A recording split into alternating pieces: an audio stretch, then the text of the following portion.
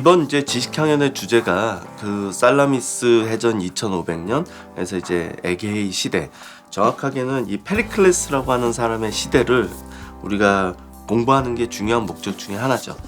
페리클레스는 어떻게 보면 리더십의 하나의 전형이고요. 뭐 모범이라고 할 수 있고 이상이라고도 할 수 있죠. 가장 위대한 민주주의의 지도자다. 이제 그런 면에서 역사적으로 너무나 중요한 인물이고요. 한 시대를 대표하는 사람이기도 합니다.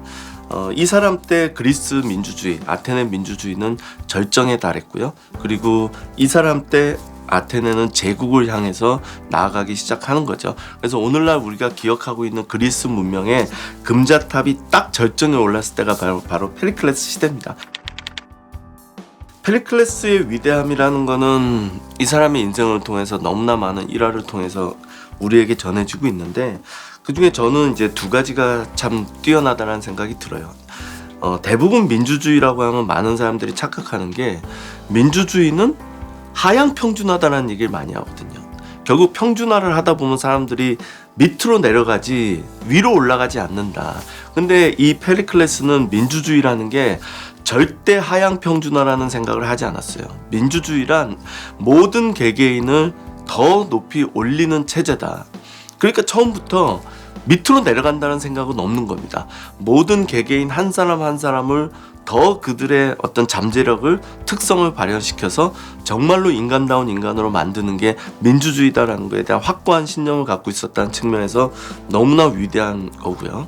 그리고 이제 또 하나는 이 사람이 리더십에 대해서도 참 중요한 얘기를 했어요. 위대한 리더란 4가지 특성을 가져야 되는데, 첫째가 통찰력이다. 지금 우리가 무엇을 해야 되는지를 아는 것. 두 번째가 설득력이다. 그리고 세 번째가 애국심과 청렴결백이라는 겁니다. 그게 오늘날 우리가 어떻게 보면 리더를 선택하는 기준일 수도 있어요. 통찰력, 설득력, 애국심, 그리고 청렴결백. 근데 생각해보세요. 2500년 전에 이 사람은 왜 설득력을 얘기했을까요? 이 시스템이 민주주의 시스템이기 때문에 그런 겁니다. 국민들에게 내가 왜 이 정책을 하려고 하는지, 우리가 왜 이 길로 나가야 되는지 설명해야 되고, 그들을 설득할 수 없다면 그의 정책과 통찰력은 아무 의미가 없는 거죠. 그리고 애국심이라는 거, 청렴결백이라는 거, 이거 민주주의에서 필요한 리더십의 덕목입니다. 아니, 왕 중에 검소한 왕 들어보셨어요? 황제 중에 검소함을 덕목으로 한 황제 들어보셨어요?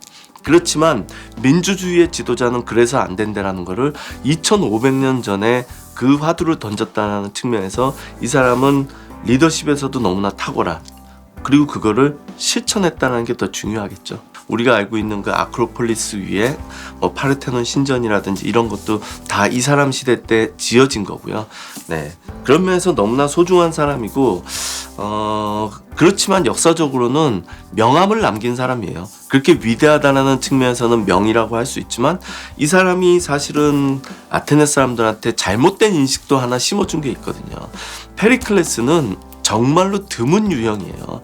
그러니까 리더가 이렇게 훌륭하기가 참 쉽지 않은데, 페리클레스의 30년 시대를 겪으면서 아테네 사람들이 착각한 건 자기들의 리더는 대부분 이렇게 훌륭할 거다라는 착각이죠.